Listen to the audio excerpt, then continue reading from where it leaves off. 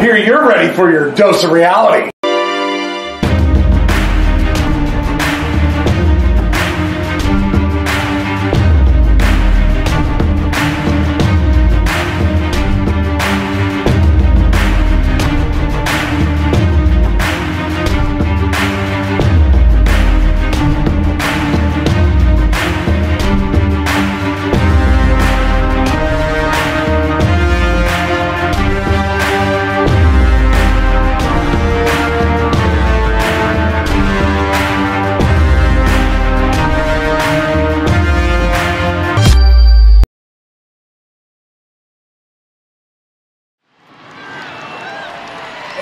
What's up, everybody?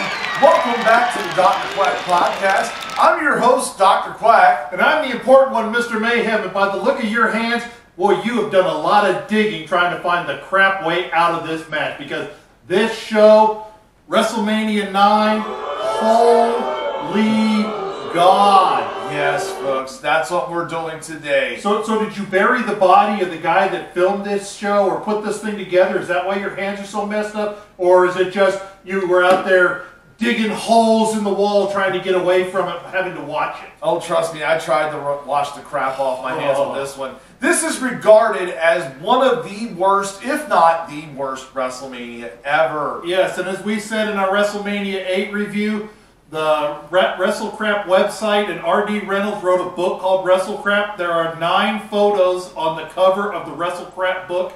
5 of them come from this pay-per-view. And he's considered the expert, doing over 20 years of analyzing the worst of wrestling. So if it makes the worst of his list, look out what you're in for. We warn you, watch at your own peril. Only watch what we say. Yeah. This came out here at Caesar's Palace in Las Vegas, Nevada. The oddest thing on this whole thing for me was Gorilla Monsoon. He was not behind the commentary desk. He was actually hosting WrestleMania. Yeah, but in defense, Gorilla was getting ready to move into becoming the new president of the World Wrestling Federation. So they were trying to transition him off of TV. It would have been a harder shock, taking him right from behind the microphone to being the president. So yes, you're right. It made no sense, but at least there is a reason behind it. Yeah, and like he said, you know, you shouldn't be wearing togas. And believe me, everybody there outside of the Macho Man decided to wear a toga on commentary. Yeah, we'll get into that. Ficus Maximus doing the introductions here for the big ceremony had Cleopatra and Caesar. Yeah, they brought out Caesar's Palace in Las Vegas when they do big events like boxing matches or big concerts, A-list concerts. They have a person on staff to be Cleopatra and a person to be Julius Caesar to come out and welcome people to it. So the WWF got the treatment from that, from the CEO of the Caesar's Palace. I don't mind that. It's a normal procedure for the Caesar's Palace. It felt odd, again, because there was too much pomp and pageantry for this crappy show. Yeah, I mean, it was great to see, you know, them coming out on the elephant and everything, and the elephant actually standing. That was really cool, you know, for his time, and even now you still love it, you know. But you had on commentary, you had Jim Ross making his debut pay-per-view with Bobby Heenan and Macho Man Randy Savage. Yes, Jim Ross was not wearing the cowboy hat. He was not known as good old JR. He was Jim Ross from the Memphis territories and from Mid-Atlantic without a cowboy hat. He had his higher voice and his faster NWA delivery. He hadn't learned to slow down to the WWF crowd yet. So he was a little out of his element, but again, it was his first time. But he had to work with Macho Man Randy Savage. I mean, the best part, he came out with the Vestal Virgins. So, I mean, I got to give him props on that. That was a good move for him. And Bobby the Brain came out on a camel backwards. And then we got Macho Man pulling up the toga so we see the blue underwear. Oh, God. Bobby Heenan. Now, before we go any further, I want to say Macho Man brought absolutely nothing to this show on his commentary. Oh, my God. He actually hurt the commentary.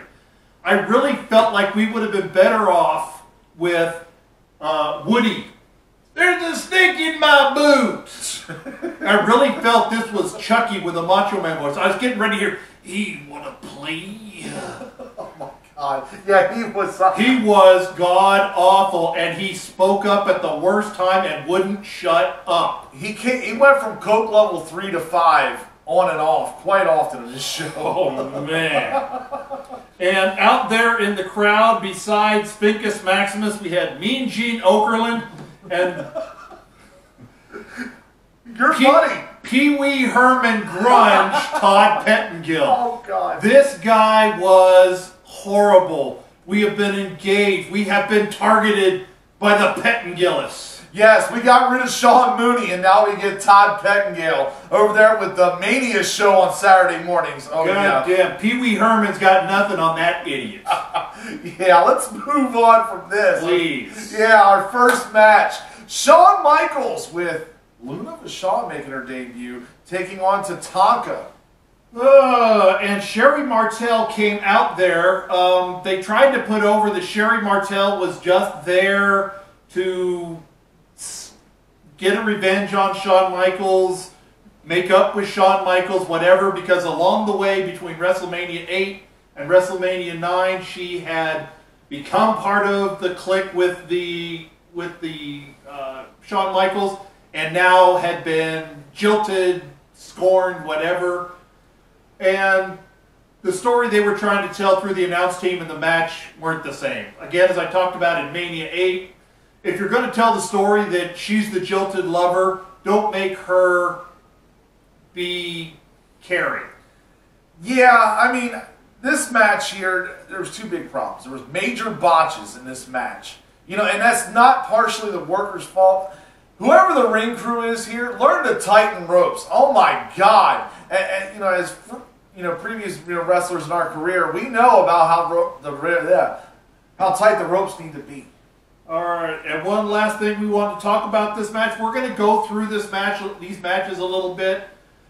Order of match inside the show is very, very, very important because you want the match to follow, or the show to follow a certain progression. This match, well, it was a decent match, 2¼ stars, even with all the botches in there. This match was not an opening match. This match was too long, too slow. It was two guys who were still trying to build a story together. This match should not have been the opening match. So, we're already struggling. We've got bad commentary. We got bad ropes. This show was done in the daylight, which causes problems with the cameras, with the light changing because of the sun and the clouds. We got wind blowing in there, and now we've got a match in the wrong order. We are not off to a good start, and this is match 1. And Tatanka won by countout, or did he win by disqualification? Yeah, that was confusing. That they said that the winner was by countout, but it was by disqualification because Shawn Michaels threw the referee out of the ring. But then we get told the win is by countout. So there's one more thing. If you're going to have your guys, your ring announcer, make sure they know what the appropriate call is. Yeah, I gave this 2 stars. Pretty much everything he just said there, that's exactly how I feel about this match. It was way too long. He was out there, we were sitting here in the office, and I'm sitting here going, take it home! Yeah, we were having a little fun with it at Tatanka's expense. But you're right, it should have been taken home about 5 minutes before they went into the finish. So, way too long. That's part of why this match should not have been an opening match. Yeah, and now we're going to move on here. The Head Shrinkers with Ceca taking on the Steiner brothers. Yeah, this was the first pay-per-view to have the Steiner brothers at a WrestleMania. I should say the first WrestleMania because they did a couple pay-per-views before. This is their first WrestleMania. And we get Fatu, who was known later as the Sultan, and then became Rikishi. And Samu, who is another member of the Anawati family. He was not as well known. His brother was Yokozuna, who is Rodney Anawati. Yeah, don't forget about Fatu, man of the streets there. Well, I was trying to forget that. You know, we could be talking about him dancing. We could be talking about a lot of stupid things. We're just going to talk about him as Fatu the Head Shrinker. Yeah, not the thong-wearing fatty. And this was another match that really went too long. The crowd really... It took them a while. It almost felt like this one was a piped-in sound because the crowd was doing nothing. There was no buzz. There was no nothing. Then all of a sudden, there's a big, huge chant. So either somebody off camera was holding up the card and said, clap, or they piped it in later on the pay-per-view.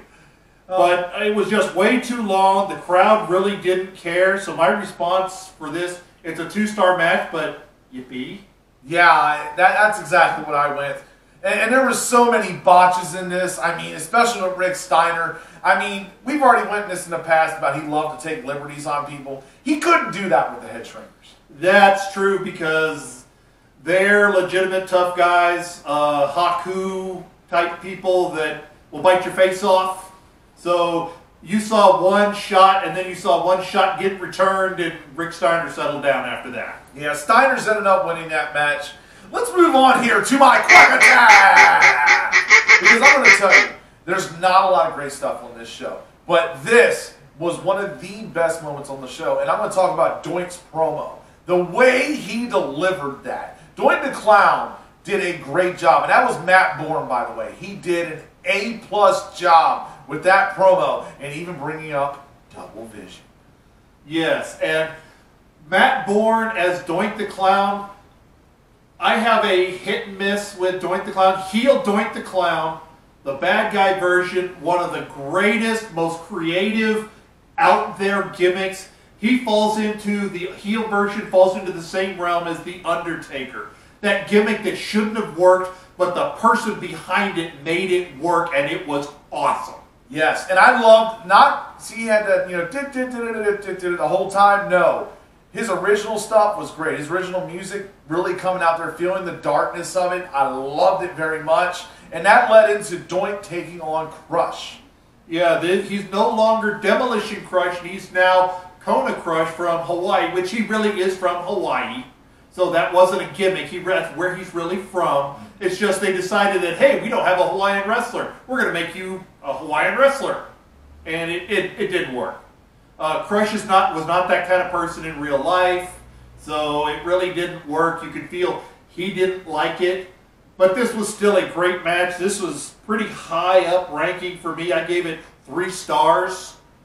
My original rating was 2 3/4, but the more I talk about the Doink gimmick, the more I'm upping it to 3 stars.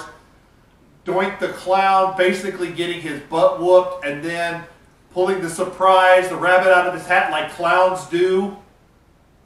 Incredibly good storytelling match. If you're looking for how to tell a story, you don't always have to get in your stuff to tell a good story. Matt Bourne proved that because he got all of 6 offensive moves in, and this story was great. Yeah, this was a great match. I gave it 3 stars as well. I loved it, the whole mirror there with him. You know, I think the other Doink was Steve Lombardi. I think it was Steve Lombardi. He gets credited with having done the gimmick several times when Matt Bourne was unavailable or when his demons had flared up. So this was probably Steve Lombardi. According to the history of everything we could find on the website, there's 4 different people listed, so we're going to go with it, Steve Lombardi. And, you know, on the independent circuit, when it comes to Doink the Clown, there's actually territories where people work. Bobby Starr, you know, I'd give my shout out to you on that for working that whole Northeast territory. And a guy I worked with here in Texas a lot, Dusty Wolf, was also an authorized Doink the Clown here in the South region for Louisiana, Texas, and Oklahoma. So there's 2 guys that we know who've been authorized Doink people. So if you see them on the independent circuit, they're probably respectable and they probably will give it a good respect that it's deserved. But nobody can touch Matt Bourne. Yeah, Matt Bourne was definitely the best on that. You know, one of the best matches on the card for sure. Now I'm going to move on to another match here. Razor Ramone taking on Bob Backlund. This is Bob Backlund's first WrestleMania, by the way. And, man. Bob Backlund, for those of you who have never seen 1970s, 1980s Bob Backlund, He's like a go-go dancer that knows how to wrestle. He bounces all around the ring. He's got his arms out. He kind of slops his way around the ring. He's bow-legged. He's goofy, barrel-chested guy. But get him on the mat, and boy, he could tie you in knots. And we got the goofy guy. We didn't get anything on the mat. We got goofy 1970s, 1980s Bob Backlund. And this match was a botch fest. You could tell Backlund has been 10 years out of the ring, and it showed. You can tell that Scott Hall, Razer Ramone, whatever you want to call him, you could definitely tell he was not feeling this match. He was like, seriously? I think he purposely cinched the small package quickly just so he could end this match and take whatever wrath he had to take. Yeah, so I didn't even mark it down that Razer was, so Razer got the win? Yeah. I didn't even mark it down. That's how little I cared about this match. 1.5 stars. I was happy the match was short. Yeah, I gave it 2.5 just because, you know, I felt like it was solid. It helped with the you know, setting of the table there. It really did, but God, don't ever let that match happen ever again. It will never, ever happen again. You know, why do you think, you know, Diesel squashed him in 17 seconds in, you know, Madison Square Garden? Fair point. That would not have worked. Moving along here, we have Money Incorporated taking on the Mega Maniacs. Money Incorporated, one of the better tag teams that still exists in the World Wrestling Federation at this time. They just missed out on beating Demolition's time for holding the title. They didn't quite make it. They were like 6 days short from this. We get the Mega Maniacs, which is Brutus the Barber Beefcake with his Mask o' Doom. Brother Brudi! And the original egomaniac, Hulk Hogan. Yeah.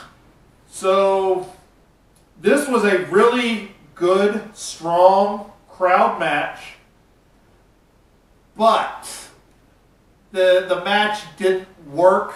I mean, the crowd wanted this match to happen, but Brutus Beefcake was just not talented enough, not competent enough. Had been injured in a parasailing accident. That's why the mask, to protect his face. And you could tell he really was out of his element. He was not strong enough in the ring. And he's the one that carried most of the abuse because you know Hulk Hogan's not going to get beat down in a tag team match. I did give it 3.5 stars. We got a dusty finish on this one. Yeah. Kayfabe word of the day, the dusty finish. The dusty finish refers to where the first referee gets knocked down for reasons. Usually it's a ref bump, a deliberate ref bump, but the ref gets knocked down for some unknown reason. A second referee comes down and the good guy pins the bad guy. They ring the bell, the guy's holding the belt, holding up, celebrating. The first referee comes back into the ring, turns off the ref, declares that referee's decision void, and either hands the match back on a disqualification or restarts the match. Dusty finish, kayfabe word of the day. Yeah, the big thing here was also Hulk Hogan's black eye. I love the promo where Money Inc. was pretty much insinuating that they hired somebody to go to the gym and punch him in the face. What really happened there? Well, there's two different stories. I'm going to believe the one that Hulk Hogan was out at a bar, club, was drinking, having a good time. And there are wrestling fans out there who, when they get a little bit drunk, they see a wrestler, hey, you know, I could beat him up. That wrestling stuff's fake. Well, there is a police report that Hulk Hogan was sucker punched. The reason there's two different stories, one of them says it was in a restaurant, the other says it was in a bar. So, one way or the other, somebody sucker punched Hogan because they thought they could beat up a wrestler. They definitely found that out. I mean, Money Inc. won by disqualification because Jimmy Hart wanted to take and become a referee because the referee got knocked out. And that's how the dusty finish happened. Yeah, and it was stupid, but the match was good, 3.5 stars, but man, I can't believe I'm giving it 3.5 stars. Yeah, I gave it 3. Let's move on here. Mr. Perfect taking on the narcissist, Lex Luger. God, Lex Luger.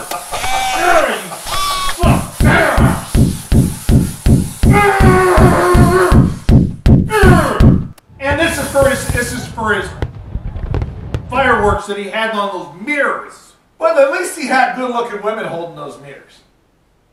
And then we get to look at duck-faced Lex Luger after that. Yeah, that was horrible. God, Lex Luger. The story with Lex Luger becoming the narcissist. He was supposed to be part of the World Bodybuilding Federation. We discussed that in our WrestleMania 8 review. Yeah. Well, he got in a motorcycle accident and had a pin in his arm, and now he's a knockout artist. Jeez. He won. And he's still just the same awful. When we brought it up at the Great American Bash 96, all we heard out of Lex Luger was, ow! Ow! And I kept stopping. Oh! Stop! Oh. God, yeah, it was... And I'm sorry, when Mr. Perfect, one of the greatest wrestlers of all time, cannot make this match higher than 2 stars, that's because Lex Luger sucks that badly. And Lex Luger got the win. Yeah, Lex Luger went over. I gave it 2.5. I was more for Perfect than it was for Luger. You know, you got to respect the perfect bump, especially out of that corner. Everybody knows what that means when he takes that hit and does a flying bump somewhere. Yep. That's one of the greatest bumps you'll ever see. But Lex Luger coming out there, that's close to who he is in real life. Yeah. It's a given. For those of us that are Atlanta Braves fan, I really wanted to chant Larry, because those of you that know Chipper Jones' real name is Larry, and everywhere he went they called him Larry. Well, Lex Luger's real name is Larry Full. If you ever want to chant Larry at him, now you know why. Yeah. Let's move on. Oh, wait a minute. Yeah, because they went backstage. You know, Mr. Perfect was very upset after getting hit. And then they had a little scuffle backstage, and we got to see Shawn Michaels in those great boots. Shawn Michaels already showing that he does not know how to wear clothing. He wasn't the showstopper. He was tight jeans and his cowboy boots with the legs tucked in the cowboy boots. You look like how girls wear it. For those of us that are actually from Texas, which, by the way, Shawn Michaels is not from Texas, he's from Germany. He doesn't know how to wear cowboy boots. Yeah, for life in a fight, yeah, definitely did not belong out there. It was horrible. And I hope this coming up is your 2-finger salute. Yes, it is. The 2-finger salute. God, I love that sound. Can you give him the torture sound? Give it to him. Give it to him hard. Yeah, right there. Yeah, you're gonna take this, and this doesn't go towards the Undertaker. This goes directly towards the Giant Gonzalez. Let me tell you, he was horrible. Yes, I know you're an 8-foot-tall giant, and everybody and Vince loves his giants, but you, sir, suck. You were worse than Uncle Elmer. I'm telling you, your mobility was horrible, your selling was horrible, and I'm sorry, Harvey Wippleman, yes, you got involved in this 2-finger salute, but this time, this is your guy, and this was horrible. This match here, Undertaker Giant Gonzalez deserves the 2-finger salute. So, to explain the Giant Gonzalez in the simplest terms possible, he was a basketball player that originally he got hurt for the Atlanta Hawks, so Ted Turner decided to make him a wrestler in WCW. And his selling style was like he had just been struck by lightning. He had no mobility, and in WCW, he used to wear his traditional clothing from Argentina, which consisted of a tinfoil hat and tinfoil wrap around his arms. So now he comes to the World Wrestling Federation and he loses tinfoil hat and he's got an airbrushed butt crack and an airbrushed nature trail. It was so horrible. Also got to say, thank you, Undertaker, for at least, after getting hit with the chloroform or chlorophyll, whatever Macho Man wanted to say, you know, at least getting hit with that and being knocked out and carried on a stretcher, you came back. Because I think that would have killed your career. I really do. If you didn't come back and fight him and put him down. Yeah, and that's where we think Macho Man was a wind-up ball that had a pull string in the back, because he kept going, it's chloro, like it was stuck. He couldn't get past chloro, chloro, chloro. Yeah, bad commentary, bad match. I gave this 2 stars only because The Undertaker's career, him coming back to fight with that one, because this was probably his worst match, in my opinion. I gave it 1 1/4 because, well, I agree with you that if they would not have booked Undertaker to come back out, it would have really hurt his career. But at the same time, watching Giant Gonzalez, that's a negative star classic all by itself. Can I borrow your spray? Please. Can I borrow it? Because I just need to... Ah! Oh! God, get off! Testicle Tuesday. Get off the television, Giant Gonzalez. You were horrible. Yes, and though you may have passed away, you still didn't belong in wrestling. Yes, oh my God. Anyways, let me move on. That was the semi-main event. I'm going to bring the significance here. Yeah. This is WrestleMania IX. There were 9 matches. And this main event here was actually pretty all right, for my opinion. Bret the Hitman Hart taking on Yokozuna. Yeah, there's a lot of story to unpack with this match. Bret Hart was the champion. The original plan for this match was to have Hulk Hogan take on Bret Hart. Hulk Hogan was supposed to lose clean to Bret Hart, making Bret Hart look strong, especially around the upcoming steroid trial that began in the middle of 1990, or towards the end of 1993, middle to end of 93. So it was to take the steroids out of it by taking the big man and making him lose and showing you don't need steroids to win. Well, Hulk Hogan, this is when he started pulling his creative control card. He did it a little bit in 8. He pulled it now. So they had to have Bret Hart lose to Yokozuna so that Yokozuna could lose to Hulk Hogan, so that Yokozuna could come back 2 weeks later and pin Hulk Hogan, so that Lex Luger, or not Lex Luger, but Bret Hart could pin Yokozuna and get the title back on him. All because Hulk Hogan couldn't accept the fact that a little man was better than he was in the ring. Yeah. And there's talent level, yeah, I'm sorry, Hart's above Hogan. Yeah, character, Hogan's got, but talent, So that's why this match exists, of Yokozuna against Bret Hart. And this showed, one, Yokozuna was actually very, very talented for being 5'6", 700 pounds. He was a very talented man in the ring, and he deserved the credibility and accolade that he got. We kind of talked about this a little, and we're not going to review him on our cold case because we agree he deserved to be a Hall of Famer. yes. And Bret Hart did a great job with this match.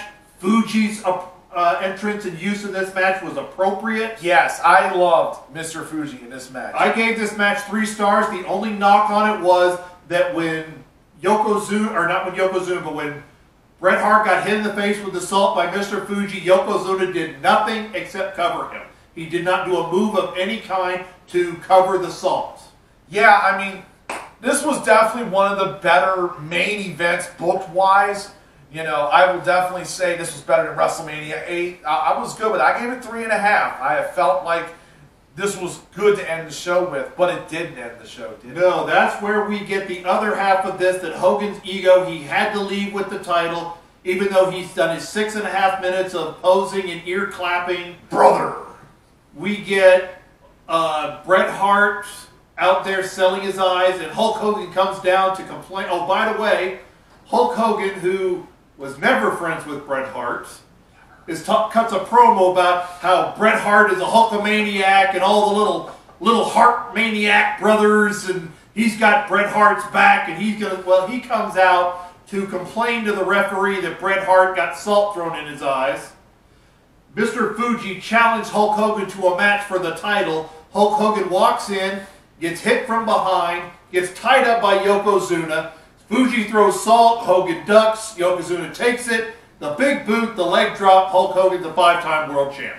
Yeah, that I will give congratulations to. He did become 5-time world champion. Nobody had done it at that time. Nobody had been a 4-time champ at that time either, so he didn't need it. It was Hogan's fragile ego. By the way, this is his last WrestleMania for a long time. Right, because he went to WCW, where he had creative control from the get-go. And so, I'm going to do something I've never done before. This match gets -2 stars. Whoa! Hulk Hogan, your ego sucks. You may have been a big deal in the first 6 WrestleManias. You did a great thing.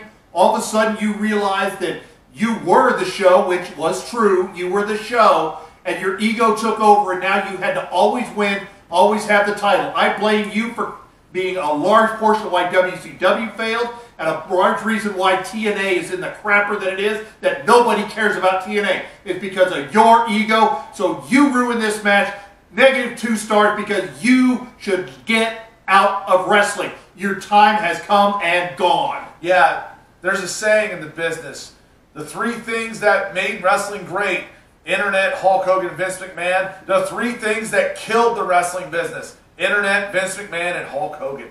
Yes. And so that's why I'm going to do something I've never done before. Usually everybody gets some kind of credit. This time, Hogan killed this entire match because this was 100% Hulk Hogan.